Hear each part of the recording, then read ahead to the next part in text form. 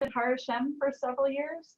And one of my jobs that wasn't part of my job description, but that I gave myself, was that we were really going to get this recycling thing down. So I don't know if Holly remembers the days of me coming around being the trash can police and investigating what people had put where to help start making change in the community. And during that time, I also got our first green team going. That was more than 10 years ago.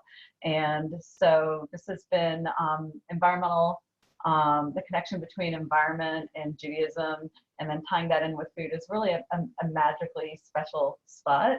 And so I'm just thrilled to be able to do that work at Hazon, where I work as our Director of Food and Climate.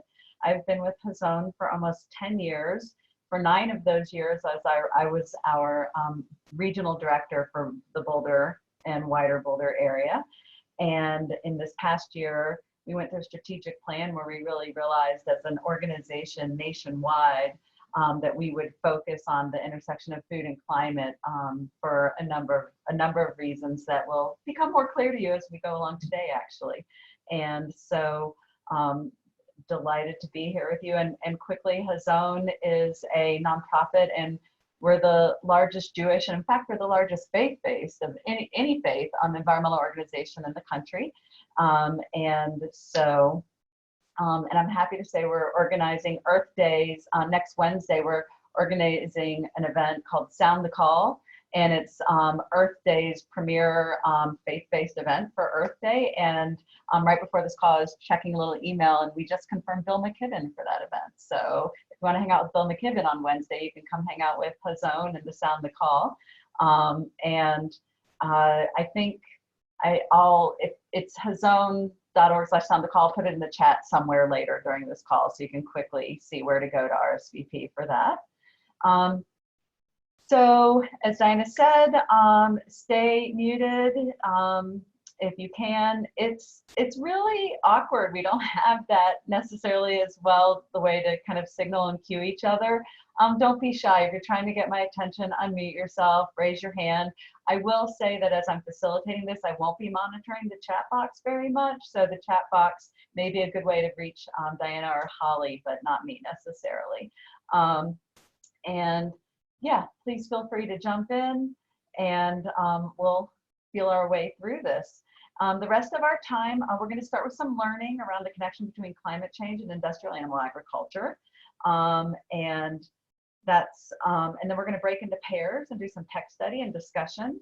And we're going to come back together as a group briefly to get some new text to explore. And then we'll break out into groups of 3 or more for text study and discussion, and then we'll wrap up. And so with that, I'm going to share my screen with you.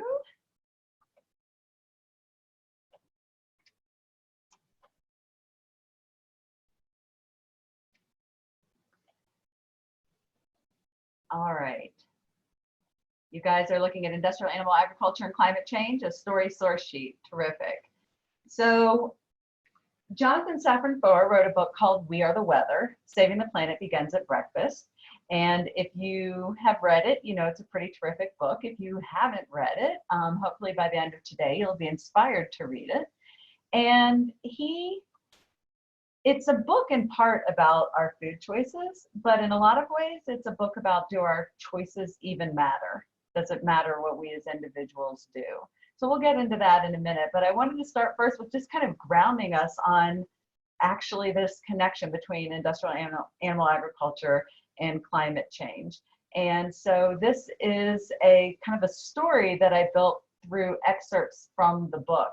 And we'll go around and just take turns reading it. I've broken it up into 4 sections. So we'll open with the opening section here in blue, and I will ask Sandra, would you mind reading that, the blue? And unmute first, please.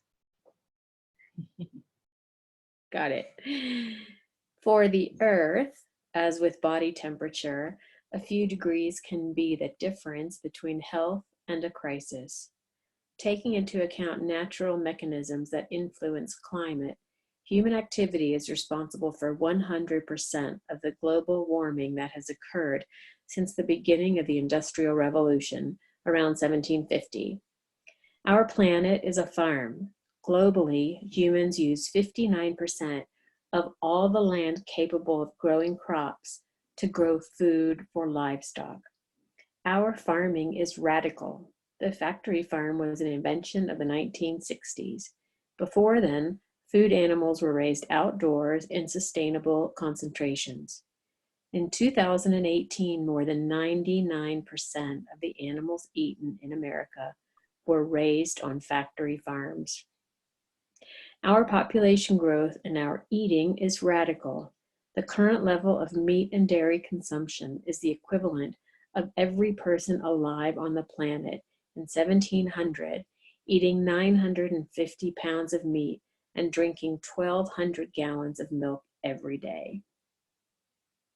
Thank you. Meredith, will you read in red?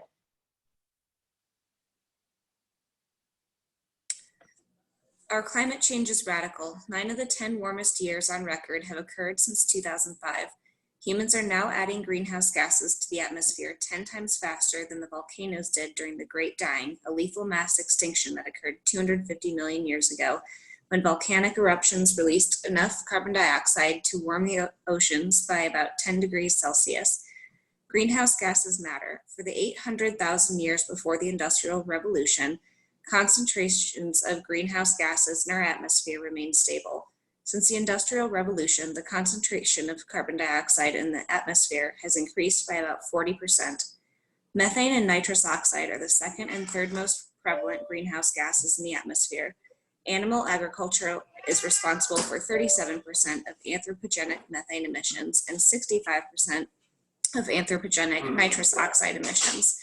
Between the advent of factory farming in the 1960s and 1999, concentrations of nitrous oxide grew about 2 times faster, and the concentrations of methane grew 6 times faster than they had, sorry for the background noise, than they had over any previous 40-year period during the last 2,000 years.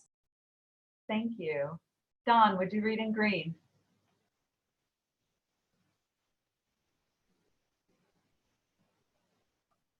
Because climate change is a ticking time bomb, not all the greenhouse gases matter equally.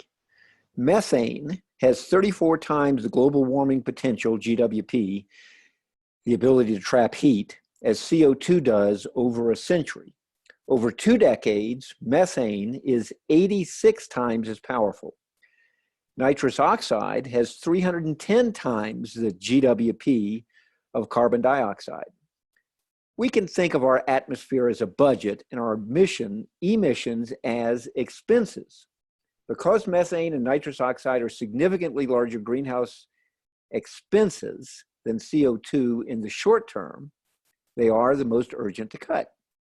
Because they are primarily created by our food choices, they are also easier to cut, theoretically.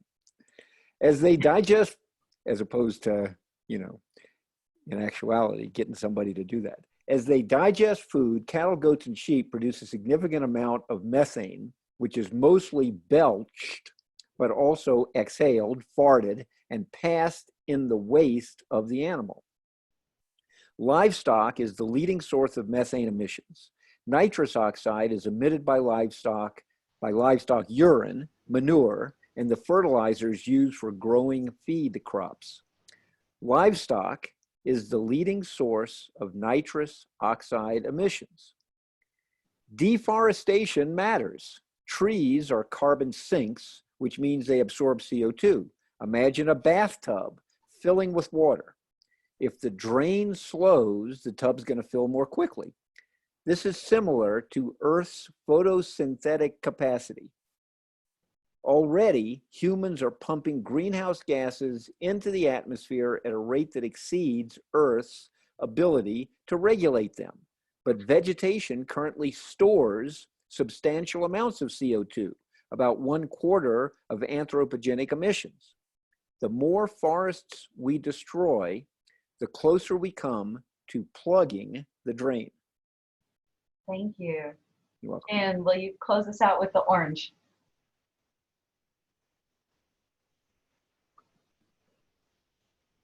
Sorry, who, Becky? Jan?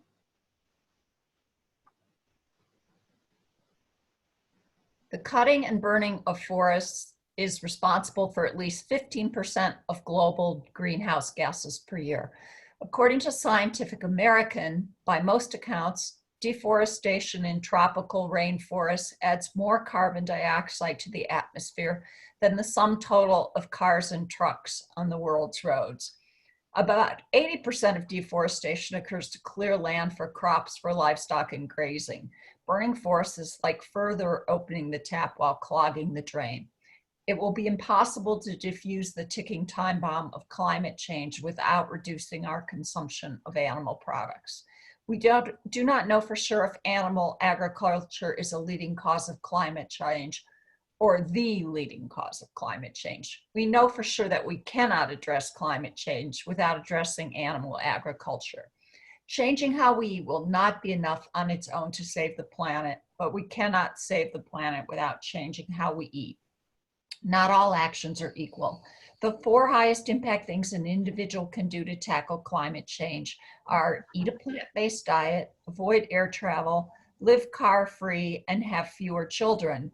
Of those 4 actions, only plant-based eating immediately addresses methane and nitrous oxide, the most urgently important greenhouse gases. Everyone will eat a meal relatively soon and can immediately participate in the reversal of climate change. Thank you, everybody, for reading. Stop my share here, get back to the full screen. And that reading got into a couple of reasons why Hazon is focusing on the intersection of food and climate change. As one of those last quotes about, we can't, the math and the science are showing that while addressing industrial animal agriculture won't end climate change, it's such a significant piece that we can't actually do what we need to do without addressing it. So it's not all that we need, but it is necessary. And so focusing on something that we know cannot be a missing piece of the puzzle feels like a very effective place to be doing our work. And also that last line about, and this is something we can all do. It's as Don suggested, it is simple. It's not easy necessarily, but it is simple. And so, and it's not something that generally saves money rather than costing money. You don't need a degree or technical certification. You do not need to be hiring people to come to your house to put things on your roof.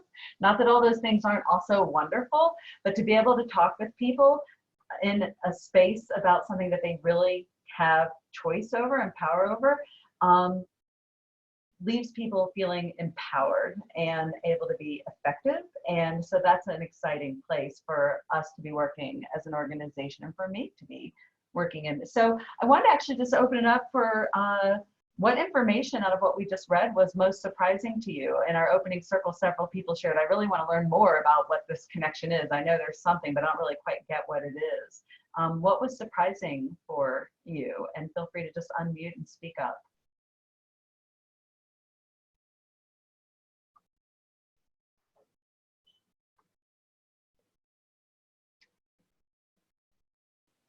Becky, is the 99% industrial ag, people eat 99, who eat meat, 99% comes from industrial ag. Is that just this country or is that global?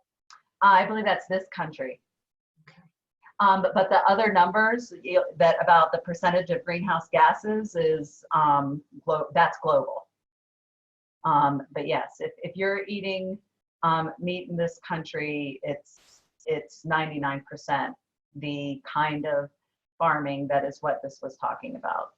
And you may notice that I've been specifically saying industrial animal agriculture because as the earlier part of the reading was talking about, when we made this transition into basically factory farming and the density of what we're doing, that's a very different damaging kind of way to be raising animals for food. And there are other ways to do it that aren't nearly as damaging, but we've come very, very far away from those. This is not to say that all meat is bad for the environment, all animal products are bad for the environment, that there's no way to do it that isn't. That's not true. But overwhelmingly, in this country, it is not being done in those ways.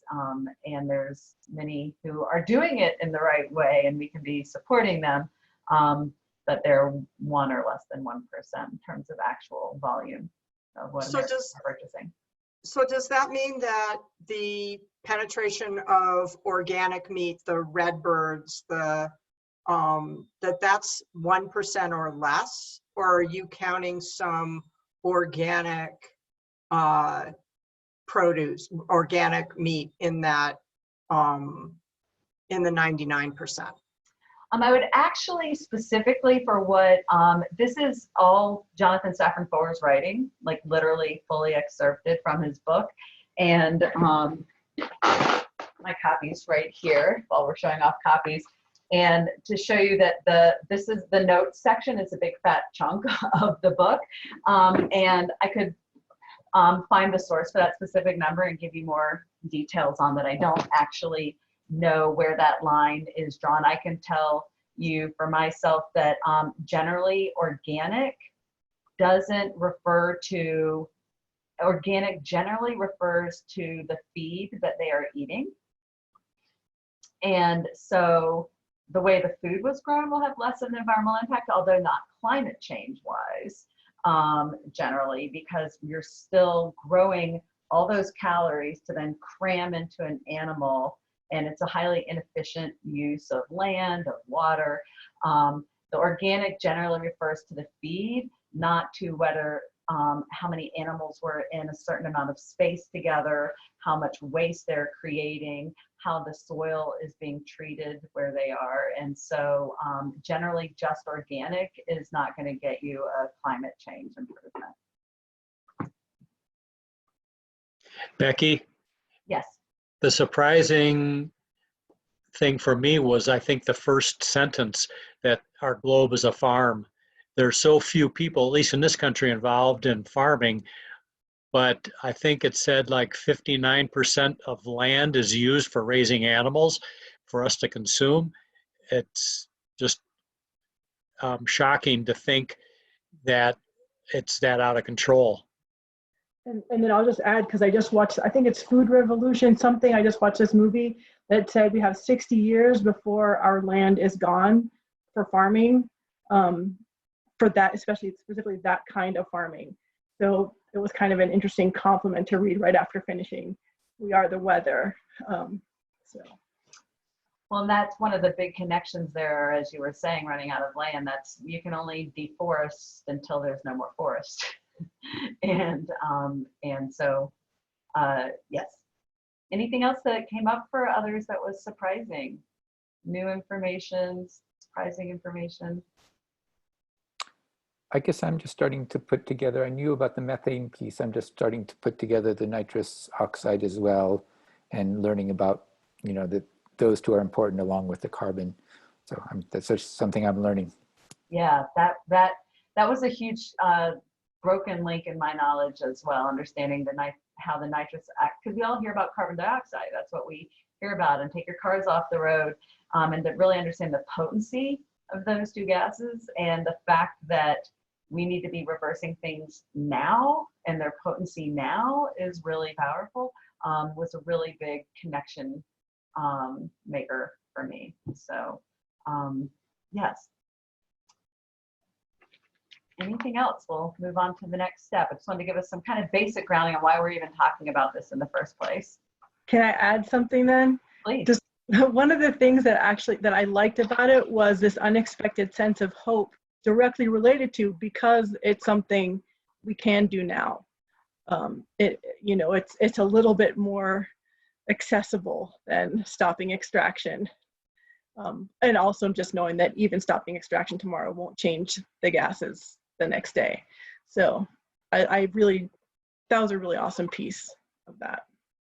Yeah, We Are the Weather is simultaneously like devastating and totally optimistic. It's like this really mixed bag of like, oh God, and like, wow. And so that dichotomy the book holds throughout the whole way. So I want to tell you about this game I used to play with myself. It was a really lousy game, not a fun game. And it went something like this. I'm not doing enough for the earth. I'm not doing enough for my fellow inhabitants. I need to do more. But I'm just one person. My actions don't really matter. Wait, I should do more. I can make a difference. It totally oh, it doesn't matter. I'm powerful. I'm impotent. Back and forth, back and forth. What I will say is my behavior actually never wavered. I always stuck to doing the environmental behavior, but emotionally I was really unclear about really it mattered or not. I did it because I needed to sleep at night either way, but whether, so it mattered to me on my personal level. It wasn't clear to me if it actually mattered to the earth at all. And so coming through We Are the Weather decisively ended that struggle for me. Reading that book, it became very clear to me that absolutely, without question, my individual choices absolutely matter. If you guys all read the book, I want to come back and actually do a book club. I'll bring the wine, we'll meet in person, this thing will be over, and we can gather around in another 2 months after you've read the book. I would love to do that, but for now, we're going to just dive into a couple pieces of the book that get into some of that. So what I want to share with you is a discussion guide that Hazon created to accompany We Are the Weather. And it is hiding underneath it. There, wait, nope, here it is. Great. So we created a discussion guide at Hazon for Jewish communities to accompany the book. And so if you read through, I'll go and read this quote here just because it's great. Changing how we eat will not be enough on its own to save the planet, but we cannot save the planet without changing how we eat. So we dive into various sections of the book, give you an introduction on how to use the guide, and then essentially it's paired with quotes from the book, We Are the Weather, with some Jewish text or some contemporary Jewish learning, followed by discussion questions. And so this is something that any individual or group can use to accompany their journey through the book, hosting a book club. And today we're going to do a couple of readings from here. So I'm going to scroll down to this section. Do my choices matter? What can I, just one person, really do? And we're just going to focus on this one reading here. I'm going to blow it up so you guys can see it a little better. And one of the things that I am disappointed in about Zoom, and I want to say this now, is that when we break you into breakout groups, you will no longer see the shared screen, and you also can't see the chat box. And so in that I did not have access to your email addresses in advance. I couldn't email you these texts. So to say I'm going to be asking you to discuss these in pairs. We're going to break out into pairs. And I'm so sorry you won't have the text right in front of you.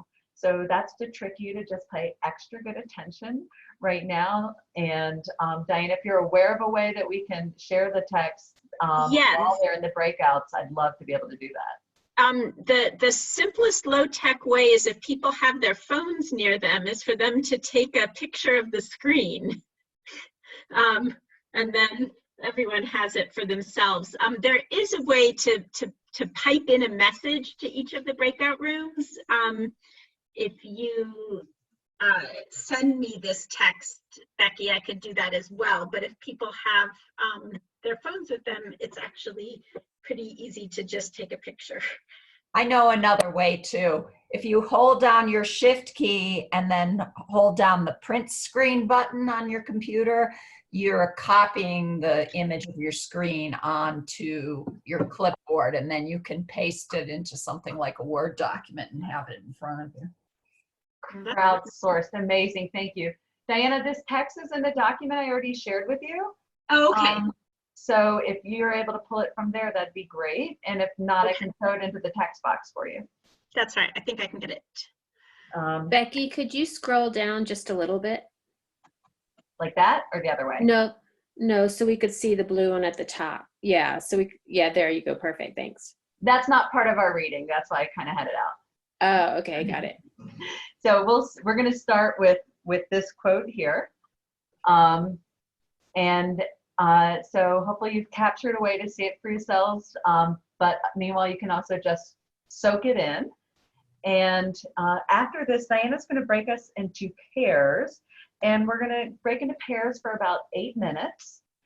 So it doesn't mean that you have to be 4 minutes each or anything like that. You're just going to have open discussion, and I'm going to leave you with pairs, this discussion question plus an additional discussion question. About 1 minute before your group is going to break, you will get a little message that pops up on your screen saying this room's going to close in 60 seconds. That's just a heads up. You don't need to hit any buttons. It will all happen automatically. You'll get to talk for 1 more minute, and then you will close automatically.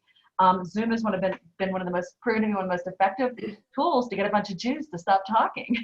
We just shut you down. So my apologies for what might feel a little abrupt in your breakout group. But so this is a text from We're the Weather. Unless you buy your food in secret and eat it in a closet, you don't eat alone. Our food choices are social contagions, always influencing others around us. Supermarkets track each item sold. Restaurants adjust their menus to demand. Food services look at what gets thrown away, and we order what she's having. We eat as families, communities, generations, nations, and increasingly as a globe. Individual consumer choices can activate a complex recursive dynamic, or in other words, collective action, that is generative, not paralyzing. We couldn't stop our eating from radiating influence even if we wanted to. We couldn't stop our eating from radiating influence even if we wanted to. So I have 2 questions for you to discuss. One is the one here. Many feel hopeless, impotent, and overwhelmed in the face of climate change. How does it feel to consider that your choices, in particular your food choices, radiate influence? In fact, so much that you couldn't stop your influence even if you wanted to. So how does that feel to contemplate that, the power of that? The second question is, in what ways have you been experiencing during coronavirus that influence your take on collective action and personal influence? We're here in a time now talking so much in our community about collective action. We're thinking about things like herd immunity and whether you wear a mask or not, whether your neighbor wears a mask or not. These are personal choices, but we need collective action to achieve certain things. So we're in a particularly interesting time. So to reflect on this sense of what your influence is, even in light of something as overwhelming as climate change, and how has coronavirus influenced your take on what we mean by collective action and personal influence. So with that, Diana, if you'll break us into pairs, but I will stop my share just for a last call, quick hand up. Any questions or clarifications before we do that? And some of them are 3s. So great. All right, great. Thanks, all right, I'm opening the rooms.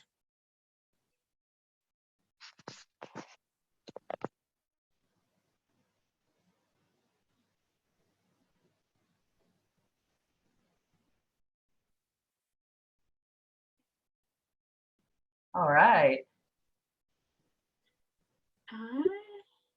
Nancy, I think, has 3 different windows open. So yeah, I put paired.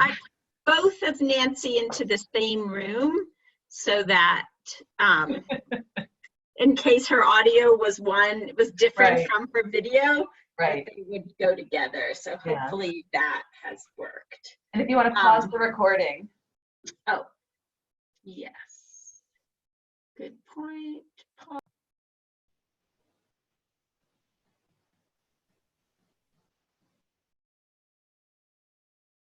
Hi, folks. Welcome as you're coming back. Everyone else should be filtering in here in the next few seconds. And we didn't get to hear Holly's views. I wish we had more time. All right. So welcome back, everybody. And I want nothing more than to hear everything you just did, and it's excruciating as a facilitator not to be able to wander around the room and hop in your pairs. So I hope that those were rich, fruitful, dynamic discussions. And we're actually going to dive right into the next text. We're going to break back into groups again. These are going to be groups of 3 or 4 in this next time around. And we are going to share my screen.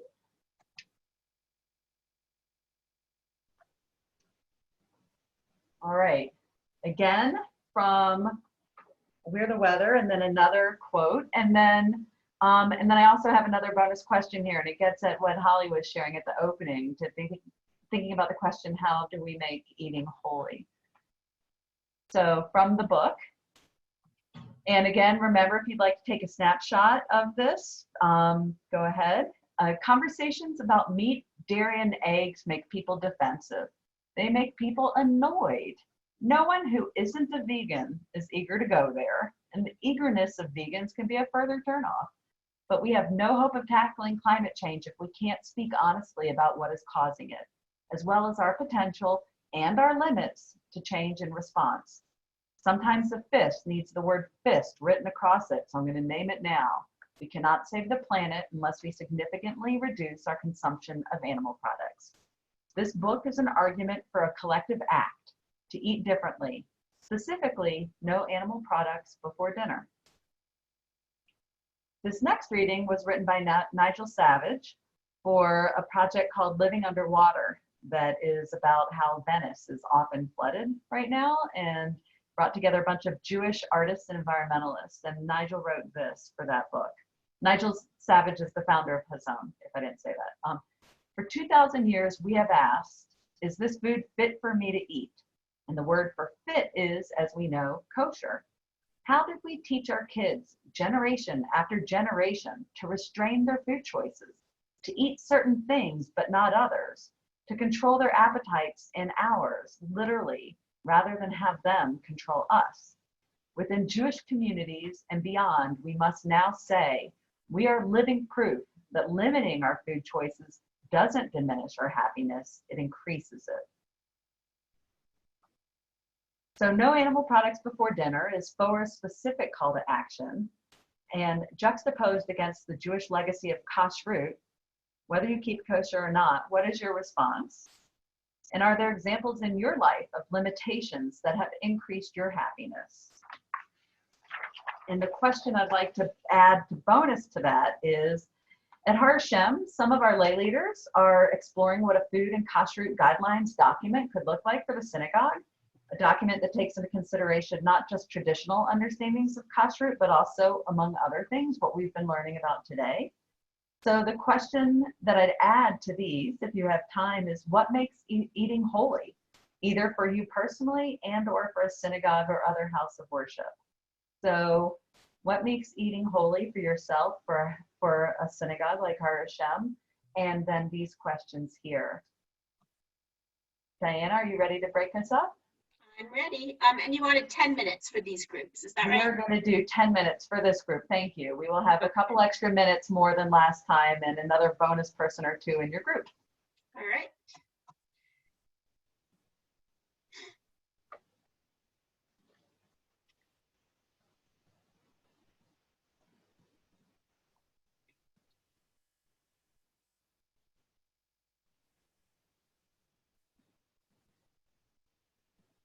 And you can again pause the recording.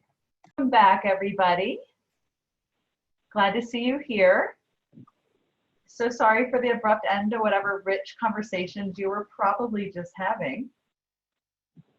I wanted to open it up for us to take a few minutes to share what limitations have you experienced that have increased your happiness, and what makes eating holy?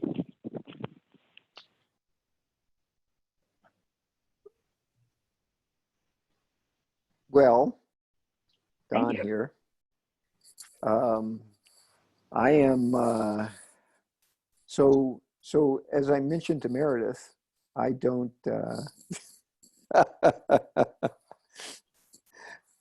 I'm whole foods plant-based, don't eat any meat, and I'm happier now than significantly happier now from a food and ethics standpoint than when I was eating meat, when I was eating, animals. So, that's numero uno.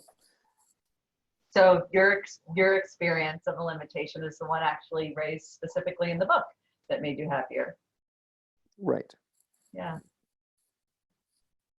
Yonatan?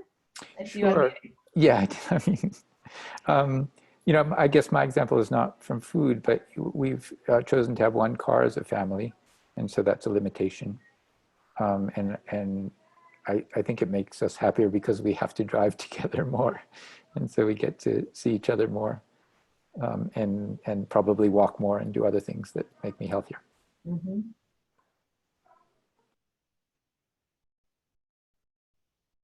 I have my own, but I would like to hear from others. Linda. Our group talked about a couple of things, that healthy diets need to be based on what the person's body needs, because a lot of people have special conditions, or their body doesn't function well without certain things. And also that food that nourishes the body is holy because it's nourishing us.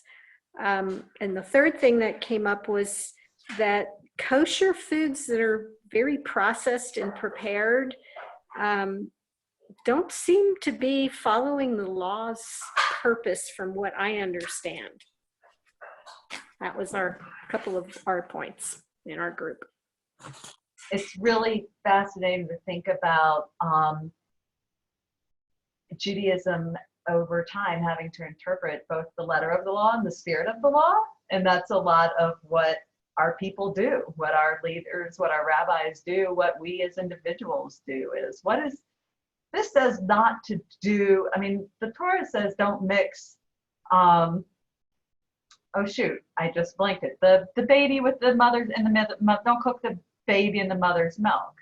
That's what the Torah says. We've come up with, here's what that means and how to translate this. What's the spirit of that law mean? And we've come up with pages and pages and pages and centuries of commentary on what that means. And now we're in another time to say, what could Jewish teachings mean in a time where something like factory farming exists that was not even imaginable before?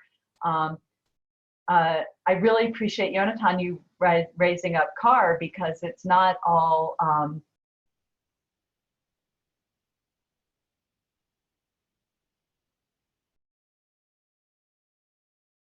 Becky, your audio went away.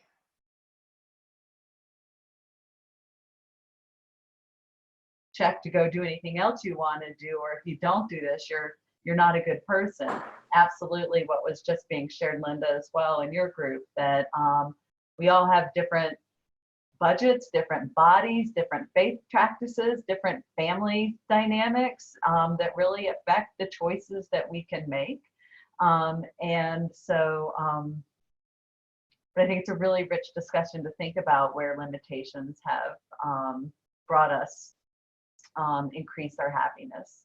The one I'll share for me was I was hosting Seder this year, and I had a plan, and that plan was in my house around my dining room table with a certain number of people. That plan isn't what got to happen, and it was fewer people, and it was in my backyard, and it was me and my family of 4 here, my sister and her son way over here, and my mom and her husband way over here, and that was our group. And let me tell you, it was the best Seder ever. We loved it. We loved being out with our limitations. We brought our own food. We were all spaced out. We were outdoors. It's the first Seder we'd ever had outside. And the limitations forced to experiment with something else. One of the things that happens with reducing your meat, a lot of times people start experimenting with a lot of other kinds of cuisine and expanding their food choices, and suddenly realizing, okay, I was sort of thinking this is a limitation, but this actually totally opened up my horizons in a different way if I hadn't been encouraging myself to do so. What else did people experience? We've got another couple minutes to share back from your groups. How do you make eating holy, or when have limitations increased your happiness?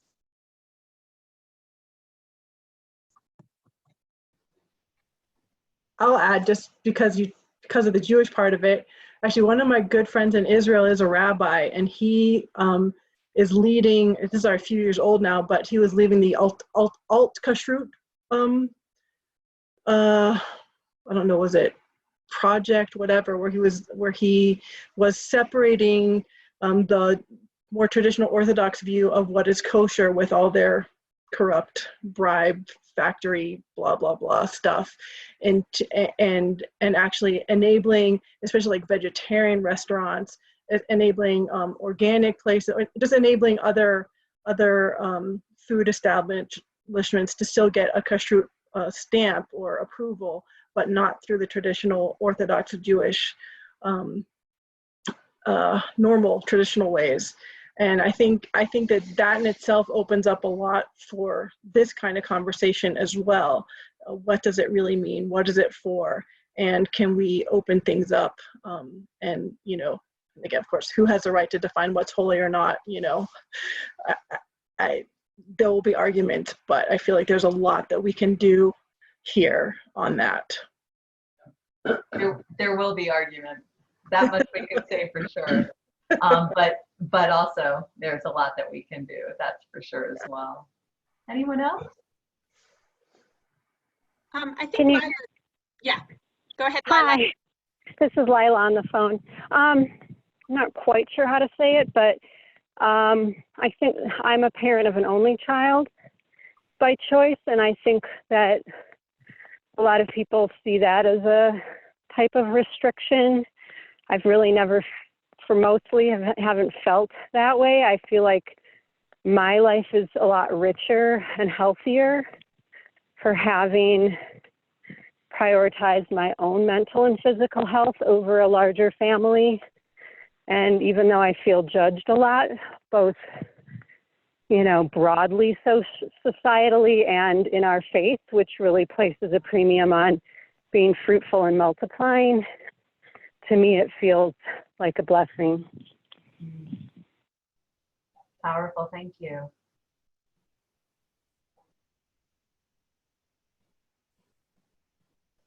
So what I'd really love is to be in person with you all, but my hope is that this limitation created some sort of increase of happiness and that you've experienced that. If you haven't read We Are the Weather and would like to, it is out there in hardbook and online, and it's been out since last fall. So I just checked yesterday, and there's many secondhand copies available now, so really affordable. But if you are so inspired, I actually have several copies that are signed by the author. And if you wanted to make a donation of $36 or more to either Congregation Har Hashem or to Hazon, I would be delighted to mail you a hard copy signed by the author copy of We Are the Weather. And if you want to do that, my email address is Becky. I'm going to put this in the chat box, Becky@hazon.org. And you can just forward me either your email receipt or just let me know I made the donation and the address that you would like the book mailed to.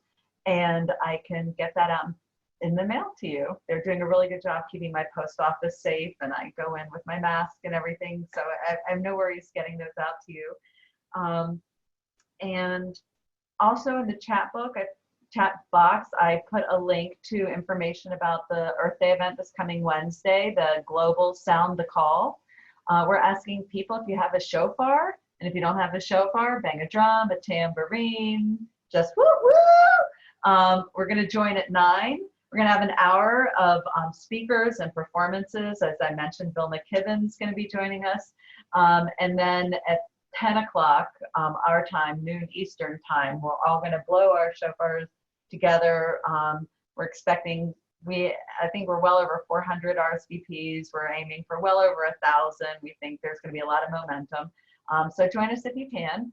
I also put a link in there. Becky, can you post that again? Because it must have been in the chat when we were in the breakout room, because I don't know if everyone can see it. I can do that. And then also, do you have a link to the readings that you posted at the beginning of class? To the meetings? Sorry, the readings, the screen shares. Do you have a link for that as well? Or you and Diana can talk about that, but I know some people wanted a copy of that. Oh, yes, yes. And I did respond here. So So you guys can see in the chat box my email address that I just posted, but you don't see the above post about Join Earth Day? No. Interesting. Great things to learn. All right, I will type that in as Diana's closing so that you guys get that before we close. Glad to know that something sent while in the breakout doesn't get all the way through. And also I provided a link to Hazon's, the discussion guide that I was showing you if you want to have access to that. And so 2 final things before I hand it off to Diana is I'm going to go back to share screen one last time because I really want to share this quote with you. This session was plugged as a place where you gain knowledge about climate-friendly eating and have a renewed confidence in the power of one and how significant your choices are. So I hope that happened for at least some of you. And I really love the attitude. Granny B. Haddock of blessed memory was an activist who in her 80s or maybe even 90s walked across the United States to raise awareness about the issues she cared about, which was campaign finance reform, actually. But I love this teaching. Aren't we privileged to live at a time when everything is at stake and when our efforts make a difference in the eternal contest between the forces of light and shadow, between togetherness and division, between justice and exploitation? Oh, be joyful that you are a warrior in this great time. And thank you for joining me. I'll hand it back to Diana to close us out. All right, let me share my screen just for a moment here. To start just by, with great gratitude toward all of you for participating. I know a lot of us are on Zoom a lot during the week. We can be Zoomed out by the weekend. It was a beautiful spring day, and for, a quite large group here to take the time to engage in this work and this thinking. Thank you so much. A special thank you to Becky for planning the program, for participating. Again, this is your professional life and, you volunteer yourself with great openness and generosity for our community. So thank you so much for that. And as I said, this was planned as a series of programs. Let me go up.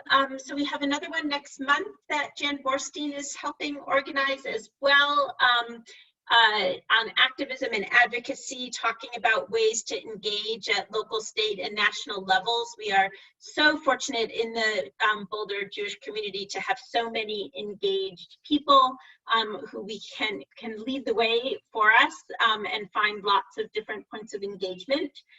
So that is planned for May 17th. At 4 o'clock again, so mark your calendars for that. There will be people on this call, but I don't want to put them on the spot, who will be presenters at that event. So thank you for that.